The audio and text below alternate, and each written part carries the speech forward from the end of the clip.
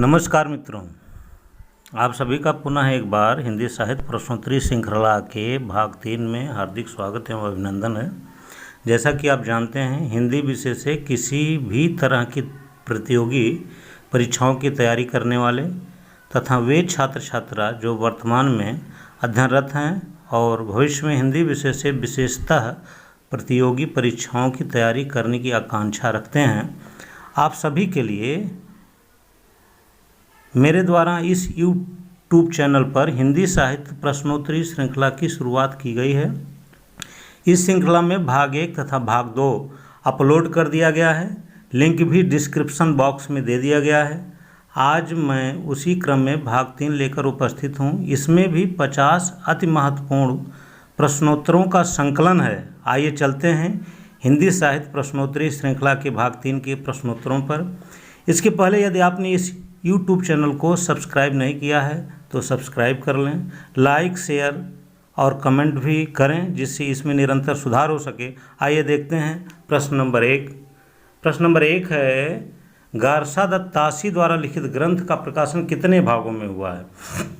तो गारसा दत्तासी द्वारा लिखित जो ग्रंथ है इस्तवार दा लालते उत्तर एंदोए हिंदुस्तानी, उसके प्रथम भाग का प्रकाशन 1839 ईस्वी में हुआ है तथा द्वितीय भाग ग्रंथ है। इसी लिंग्विस्टिक सर्वे ऑफ इंडिया में जॉर्ज ग्रिशन ने जोहन जोशुआ केटलर का संक्षिप्त परिचय दिया है, जो कि हिंदी का पहला ग्रामर, हिंदुस्तानी ग्रामर जिन्होंने लिखा है उनका संक्षिप्त परिचय दिया है।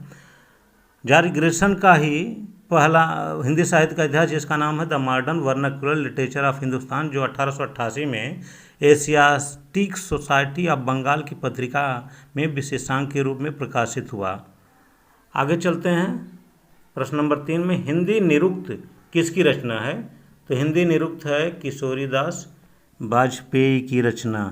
किशोरीदास वाजपेयी की जो अन्य रचनाएं हैं वे जैसे ब्रजभाषा का प्रथम व्याकरण भी इन्होंने लिखा था, 1949 में प्रकाशित हुआ।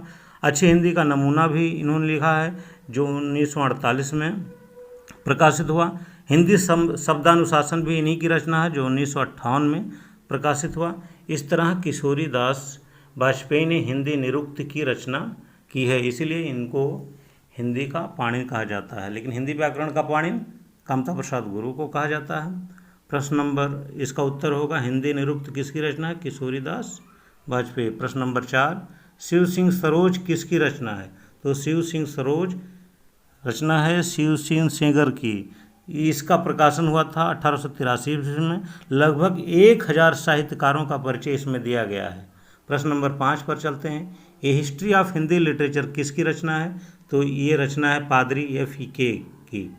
अगर प्रश्न नंबर 6 पर चलते हैं, हिंदी साहित्य का प्रथम इतिहास नाम से the modern vernacular literature of Hindustan का अनुवाद किसने किया है? तो अनुवाद किया है किशोरीलाल गुप्त ने। जॉर्ज ग्रिशन का जो ऐतिहासिक ग्रंथ है, हिंदी साहित्य का इतिहास है, the modern vernacular literature of Hindustan, इसका हिंदी साहित्य का प्रथम इतिहास इस नाम से किशोरीलाल गुप्त ने अनुवाद किया है। किशोरीलाल गुप्त पंडित विश्वनाथ प्रसाद मिश्र के प्रमुख शिष्यों में से एक थे। प्रश्न नंबर 7, किस हिंदी साहित्य इतिहासकार ने काल विभाजन में कवियों के नाम का सर्वाधिक उपयोग किया है? तो इसका उत्तर होगा मिश्र बंधु ने। मिश्र बंधु में 3 भाई थे, गणेश बिहारी मिश्र, श्याम बिहारी मिश्र और सुखदेव बिहारी मिश्र। मिश्र बंधु के 2 प्रसिद्ध ग्रंथ हैं, एक है मिश्र बंधु विनोद और एक है नवरत्न, हिंदी नवरत्न। तो हिंदी नवरत्न में इन्होंने 9 कवियों को संकलित किया है, जिसमें 3 कवि बृहत्त्रयी तुलसी सूरदेव और 3 कवि मध्यत्रयी बिहारी भूषण केशव और 3 कवि लघुत्रयी मतिराम चंद्रवरदाई हरिश्चंद्र। अब देखिए प्रश्न नंबर 7 का उत्तर होगा मिश्र बंधु। प्रश्न नंबर 8 पर चलते हैं, आचार्य रामचंद्र शुक्ल ने आधुनिक गद्य साहित्य परंपरा का प्रवर्तन के अंतर्गत प्रथम उत्थान की कालावधि क्या निर्धारित की है? तो 1868 ईस्वी से लेकर के 1893 ईस्वी तक निर्धारित की है। 1868 से लेकर के 1893 ईस्वी तक निर्धारित की है। तो इसके साथ साथ गद्य का आविर्भाव इन्होंने 1843 से 1868 ईस्वी माना है। लेकिन आधुनिक गद्य साहित्य परंपरा का प्रवर्तन, प्रथम उत्थान जिसको इन्होंने नाम दिया है, 1868 से 1893 ईस्वी तक माना है। गद्य साहित्य का प्रसार जिसको द्वितीय उत्थान नाम दिया है, 1893 ईस्वी से 1918 ईस्वी तक माना है। और गद्य साहित्य की वर्तमान गति जो 1918 से ये मानते हैं, 1918 ईस्वी से मानते हैं। अगला प्रश्न, 9वां प्रश्न, आचार्य हजारी प्रसाद द्विवेदी ने हिंदी साहित्य का प्रथम कवि किसे माना है? तो आचार्य हजारी प्रसाद द्विवेदी ने हिंदी साहित्य का प्रथम कवि अब्दुल रहमान को माना है। अब देखते हैं कि अन्य कवियों ने हिंदी साहित्य का प्रथम कवि किसे माना है। तो जैसे आचार्य रामचंद्र शुक्ल ने मुंज को माना है। फिर आगे आते हैं, राहुल संकृत्यायन ने सरहपा को माना है। गणपत चंद्रगुप्त ने शालिभद्र सूर को माना है। अब अब्दुल रहमान का जो प्रसिद्ध ग्रंथ है संदेश रासक, यह अवध भाषा की रचना है। अवध भाषा के अन्य कवि जो हैं दामोदर पंडित हैं जिनकी रचना उक्त व्यक्ति प्रकरण है, ज्योतिश्वर ठाकुर हैं जिनकी रचना वर्ण रत्नाकर है, विद्यापति हैं जिनकी रचना कीर्तिलता है। डॉक्टर राम कुमार वर्मा ने हिंदी साहित्य का प्रथम कवि स्वयंभू को माना है। चलते हैं प्रश्न नंबर 10 पर। प्रश्न नंबर 10 है कि भक्ति दक्षिण से उत्तर में आई, इस सिद्धांत के समर्थक कौन है? तो इस सिद्धांत के समर्थक हैं आचार्य रामचंद्र शुक्ल। अलवार भक्तों की संख्या कितनी है? प्रश्न नंबर 11। तो अलवार भक्तों की संख्या 12 है। प्रश्न नंबर 12 पर चलते हैं, नाथों की संख्या कितनी है? तो इसका सही उत्तर होगा 9। प्रश्न नंबर 13 पर चलते हैं, रामानंद के प्रमुख शिष्यों की संख्या कितनी है? तो रामानंद के प्रमुख शिष्यों की संख्या 12 है, जिसको द्वादश भागवत के नाम से भी जाना जाता है। एक अनंतानंद, सुखानंद, योगानंद, सुरसुरानंद, गालवानंद, नरहरयानंद, भावानंद, कबीरदास, पीपा, रैदास, धन्ना जाट थे, सेना नाई थे। तो इस तरह से इनके ये 12 शिष्य थे। ये 12 शिष्य विशिष्ट अवतार के रूप में जाने जाते हैं। जैसे अनंतानंद ब्रह्मा के अवतार थे, सुखानंद ब्रह्मा शंकर के अवतार माने जाते हैं, योगानंद कपिल मुनि के अवतार माने जाते हैं, सुरसुरानंद नारद के अवतार माने जाते हैं, गालवानंद सुखदेव के अवतार माने जाते हैं, नरहरयानंद संत कुमार के अवतार माने जाते हैं, और भावानंद जनक के अवतार माने जाते हैं। कबीर जो हैं, कबीरदास ये प्रहलाद के अवतार माने जाते हैं। पीपा राजा मनु के अवतार माने जाते हैं। रैदास सुखदेव के अवतार माने जाते हैं। धन्ना जाट रैदास धर्मराज के अवतार माने जाते हैं। गालवानंद सुखदेव के अवतार माने जाते हैं। धन्ना जाट राजा बलि के अवतार माने जाते हैं। और सना कवि, सना भक्त जो नाई था, भीष्म के अवतार माने जाते हैं। तो इस तरह से रामानंद के प्रमुख शिष्यों की संख्या 12 है। रामानंद के प्रमुख शिष्यों की संख्या कितनी है? 12। प्रश्न नंबर 4, मैथिली शरण गुप्त, मुंशी प्रेमचंद तथा निराला के काव्य गुरु कौन थे? तो ये महावीर प्रसाद द्विवेदी थे। प्रश्न नंबर 15 पर चलते हैं, नाभादास द्वारा रचित अष्टयाम की भाषा क्या है? तो इसका उत्तर होगा ब्रजभाषा। ब्रजभाषा। नाभादास राम भक्त शाखा के कवि हैं। इनके गुरु का नाम अग्रदास है, वो भी राम भक्त शाखा के हैं। इन्होंने भक्तमाल की भी रचना की है। प्रश्न नंबर 16, बल्लभाचार्य के गुरु का क्या नाम है? तो बल्लभाचार्य के गुरु का नाम है विष्णु स्वामी। आप जानते हैं 4 जो विशिष्ट संप्रदाय है, जैसे एक है रुद्र संप्रदाय जिसके प्रवर्तक विष्णु स्वामी हैं, और आगे चल करके यही रुद्र संप्रदाय शुद्धाद्वैतवाद के रूप में बदलता है जिसके प्रवर्तक हैं वल्लभाचार्य जी। फिर दूसरा श्री संप्रदाय है जिसके प्रवर्तक रामानुजाचार्य हैं। यही श्री संप्रदाय विशिष्टाद्वैतवाद के रूप में भी जाना जाता है। तीसरा है ब्रह्म संप्रदाय जिसके प्रवर्तक मध्वाचार्य हैं। ये ब्रह्म संप्रदाय द्वैतवाद के रूप में भी जाना जाता है। और चौथा है सनकादि संप्रदाय जिसके प्रवर्तक निम्बारकाचार्य हैं। सनकादि संप्रदाय को द्वैताद्वैतवाद या भेदाभेदवाद के नाम से भी जाना जाता है। चलते हैं प्रश्न नंबर 17 पर, अंगवधु किसकी वाणी का संकलन है? तो अंगवधु दादू दयाल की वाणी का संकलन है। दादू दयाल के 2 शिष्य संत दास एवं जगन्नाथ शिष्यों द्वारा जो उनकी वाणी का संकलन किया गया वो हरडे वाणी के रूप में किया गया, और रज्जब द्वारा जो संकलित किया गया उसको नाम दिया गया अंगबधू। तो अंगबधू दादू दयाल के वाणी का संकलन है। प्रश्न नंबर 8 पर चलते हैं। संत साधना का साहित्य रूप कहाँ से शुरू हुआ? तो संत साधना का साहित्य रूप पंढरपुर महाराष्ट्र से शुरू हुआ, क्योंकि अधिकतर जो संत थे वहीं पर पाए गए। तो संत साधना का साहित्य रूप कहाँ से शुरू हुआ? इसका उत्तर होगा पंढरपुर महाराष्ट्र। प्रश्न नंबर 19 पर चलते हैं। ज्ञान बोध तथा भक्ति विवेक के रचनाकार कौन हैं? तो इसके रचनाकार हैं मलुकदास। अजगर करे न चाकरी, पंछी करे न काम, दास मलुका कहा गए सबके दाता राम।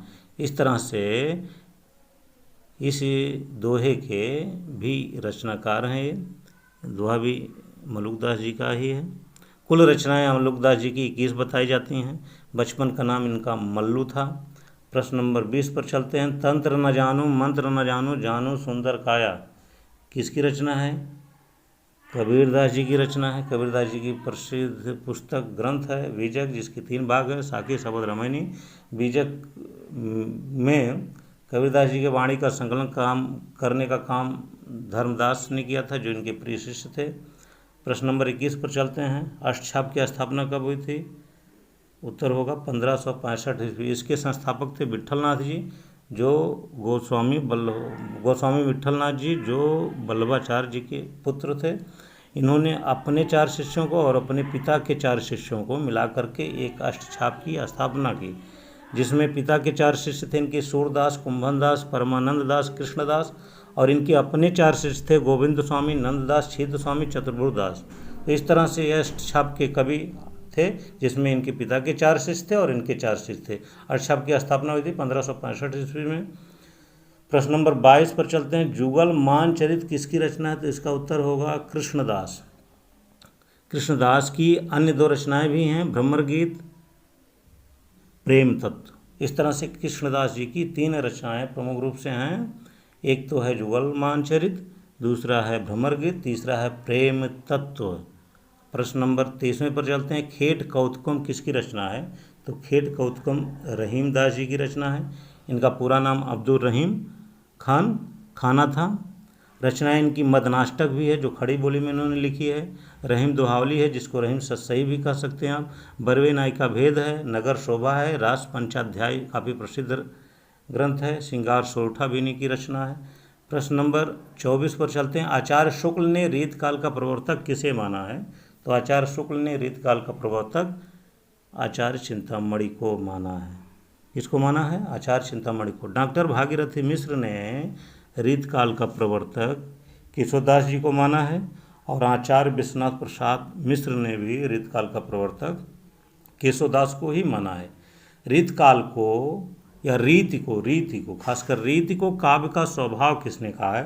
तो रीति को काव्य का स्वभाव चिंतामणि ने कहा है, और रीति को काव्य का द्वार देव कवि ने कहा है। प्रश्न नंबर 36 पर चलते हैं। आदिकाल को जयकाल तथा रीतिकाल को कलाकाल किसने कहा है? डॉक्टर रमाशंकर शुक्ल रसाल। इसका उत्तर होगा डॉक्टर रमाशंकर शुक्ल रसाल।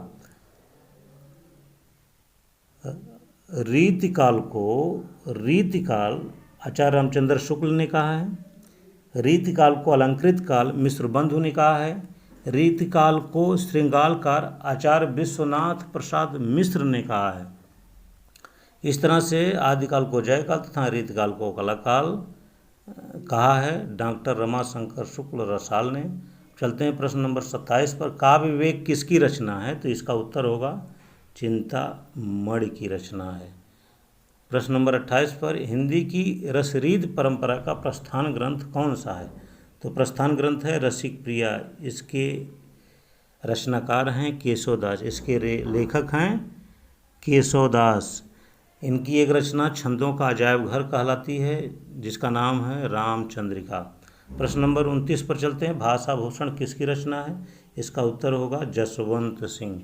प्रश्न नंबर 30 पर चलते हैं। आचार्य भिखारी दास का काव्य शास्त्रीय ग्रंथ कौन सा है? तो इसका उत्तर होगा काव्य निर्णय।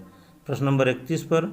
आचार्य रामचंद्र शुक्ल ने अपने इतिहास ग्रंथ में हिंदू जात का प्रतिनिधि कवि किसे कहा है? तो इसका उत्तर होगा भूषण को। प्रश्न नंबर 32 पर चलते हैं। तुलसी गंग दो भय सुकबिन के सरदार, किसकी पंक्ति है? तो ये पंक्ति है भिखारी दास जी की। प्रश्न नंबर 33 पर चलते हैं। प्रश्न नंबर 33 है, आचार्य रामचंद्र शुक्ल ने आधुनिक काल को क्या नाम दिया? तो इसका उत्तर होगा गद्य काल, जिसमें इन्होंने गद्य का आविर्भाव 1843 से 1868 ईस्वी तक माना है। और आधुनिक गद्य साहित्य की परंपरा का प्रवर्तन, जिसको प्रथम उत्थान इन्होंने कहा 1868 से 1893 ईस्वी। गद्य साहित्य का प्रसार, जिसको द्वितीय उत्थान इन्होंने कहा है 1893 ईस्वी से लेकर 1918 ईस्वी तक। और गद्य साहित्य की वर्तमान गति, जिसका समय इन्होंने 1918 ईस्वी से अद्यावधि तक माना है। आगे प्रश्न नंबर 34 पर चलते हैं। आधुनिक काल में ब्रज भाषा के प्रसिद्ध कवि कौन से हैं? तो ये पता होगा आपको, जगन्नाथ दास रत्नाकर। जगन्नाथ दास रत्नाकर सतसई पर, बिहारी सतसई पर, इनके प्रिय कवि बिहारी थे। बिहारी सतसई पर इन्होंने बिहारी रत्नाकर नामक टीका भी लिखी है।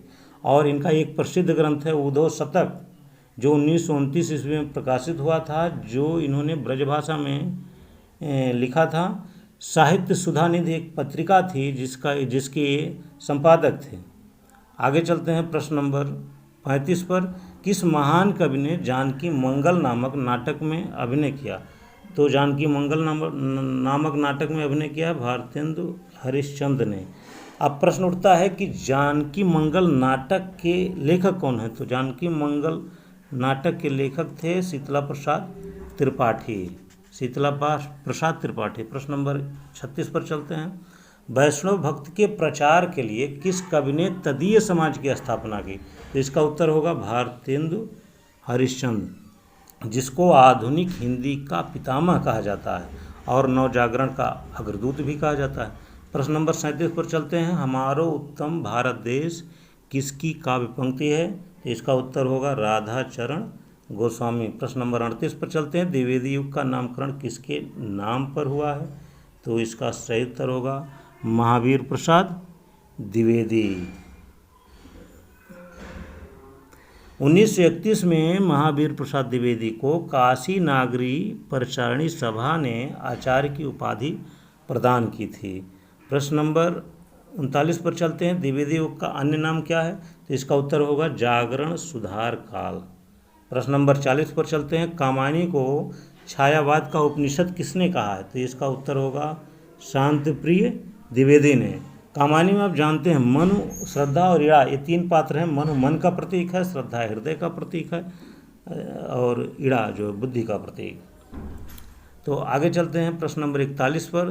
तेरा वैभव देखूं या जीवन का क्रंदन देखूं, किसकी पंक्ति है? इसका उत्तर होगा महादेव वर्मा। इनको ज्ञानपीठ पुरस्कार भी मिल चुका है और ज्ञानपीठ पुरस्कार यामा पर मिला है। आगे चलते हैं प्रश्न नंबर 42 पर। और चित्त को काव्य की आत्मा किसने कहा है? तो इसका उत्तर होगा आचार्य क्षेमेंद्र ने। अगर ये कहा जाता कि रस को काव्य की आत्मा किसने कहा, तो इसका उत्तर होता भरत मुनि। अलंकार को काव्य की आत्मा किसने कहा? भामा। रीत को काव्य की आत्मा किसने कहा? वामन। वक्रोक्ति को काव्य की आत्मा किसने कहा? कुंतक। ध्वनि को काव्य की आत्मा किसने कहा? आनंदवर्धन। काव्य संप्रदायों की संख्या 6 है, जिसमें रस संप्रदाय, अलंकार संप्रदाय, रीति संप्रदाय, वक्रोक्ति संप्रदाय, ध्वनि संप्रदाय और चित्त संप्रदाय। तो रस संप्रदाय के प्रवर्तक हैं भरत मुनि, अलंकार संप्रदाय के प्रवर्तक हैं भामा, रीति संप्रदाय के प्रवर्तक हैं वामन, वक्रोक्ति संप्रदाय के प्रवर्तक कुंतक हैं, ध्वनि संप्रदाय के प्रवर्तक आनंदवर्धन है और चित्त संप्रदाय के प्रवर्तक क्षेमेंद्र हैं। एक कालक्रम के अनुसार रस संप्रदाय, अलंकार संप्रदाय, रीति संप्रदाय, वक्रोक्ति संप्रदाय, ध्वनि संप्रदाय और औचित्य संप्रदाय है। प्रश्न नंबर 42 देखते हैं। प्रश्न नंबर 42। हाँ, औचित्य को काव्य की आत्मा किसने माना है? क्षेमेंद्र ने। प्रश्न नंबर 43। आचार्य मम्मट के अनुसार काव्य गुण कितने हैं? इसको उत्तर होगा 3, माधुर्य, ओज और प्रसाद। माधुर्य, ओज और प्रसाद। आगे है प्रश्न नंबर 44। जब सिंह तलवार लेकर उतरा तो गीदड़ भाग गए, वाक्य में कौन सी शब्द शक्ति है? इसका उत्तर होगा लक्षणा शब्द शक्ति। प्रश्न नंबर 45। रसो वैसा कहाँ की युक्ति है? तो यह युक्ति तैत्तिरीय उपनिषद की है। इसका उत्तर होगा तैत्तिरीय उपनिषद। प्रश्न नंबर 46। अनुप्रास, यमक और श्लेष अलंकार के किस भेद के अंतर्गत आते हैं? तो इसका उत्तर होगा शब्दालंकार। और प्रश्न नंबर 47, पीपल, पात, सरिस, मंडोला में कौन सा अलंकार है? तो उपमा अलंकार है। उपमा अलंकार के 4 अंग हैं: उपमेय, उपमान, साधारण धर्म, वाचक शब्द। इसमें पीपर पात जो है ये उपमान है, मन उपमेय है, डोला साधारण धर्म है, सरिस जो है वाचक शब्द है। इस तरह से ये पूर्ण उपमा का उदाहरण है, क्योंकि इसमें उपमा के 4 अंग हैं। लेकिन अगर कोई अंग इसमें लुप्त होता तो लुप्त उपमा का उदाहरण हो जाता। प्रश्न नंबर 48 पर चलते हैं। आधुनिक भाषा विज्ञान का जनक किसे कहा जाता है? तो इसका उत्तर होगा फर्दिनंद द सस्योर को आधुनिक भाषा विज्ञान का जनक कहा जाता है। प्रश्न नंबर 49 पर चलते हैं। हिंदी व्याकरण में काल के कितने भेद होते हैं? तो हिंदी व्याकरण में काल के 3 भेद होते हैं: वर्तमान काल, भूतकाल, भविष्यत काल।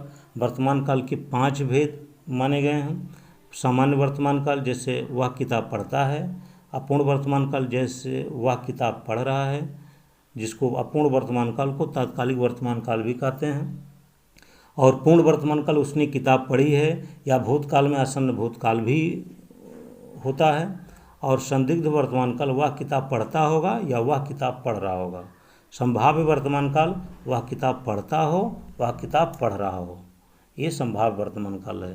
दूसरा है भूतकाल। भूतकाल के 6 भेद हैं, जैसे उसने किताब पढ़ी, सामान्य भूतकाल; उसने किताब पढ़ी है, आसन्न भूतकाल; उसने किताब पढ़ी थी, पूर्ण भूतकाल; वह किताब पढ़ रहा था, अपूर्ण भूतकाल; उसने किताब पढ़ी होगी, संदिग्ध भूतकाल; वह किताब पढ़ता, हेतु मद भूतकाल। तीसरा काल है भविष्यत काल। इसके 3 भेद हैं: सामान्य भविष्यत काल जो है वह किताब पढ़ेगा; संभाव्य संभवतः वह किताब पढ़े; हेतु मद भविष्यत काल में विद्यालय आएगा तब किताब पढ़ेगा, या विद्यालय आए तब किताब पढ़े। इस तरह से हिंदी व्याकरण के में काल के कितने भेद हैं? 3: वर्तमान काल, भूतकाल, भविष्यत काल। वर्तमान काल के 5, भूतकाल के 6, भविष्यत काल के 3 भेद हैं। प्रश्न नंबर 50 पर चलते हैं। क्रिया विशेषण के कितने भेद हैं? उत्तर 4: स्थानवाचक, जैसे यहाँ वहाँ, इधर उधर; कालवाचक, जैसे रात भर, दिन भर, आज कल; परिमाणवाचक, जैसे बहुत, थोड़ा, तिल आदि; रीतिवाचक, ऐसे वैसे, धीरे धीरे, अचानक आदि। तो ये रहा 50 प्रश्नों का संकलन हिंदी साहित्य प्रश्नोत्तरी श्रृंखला के भाग 3 में।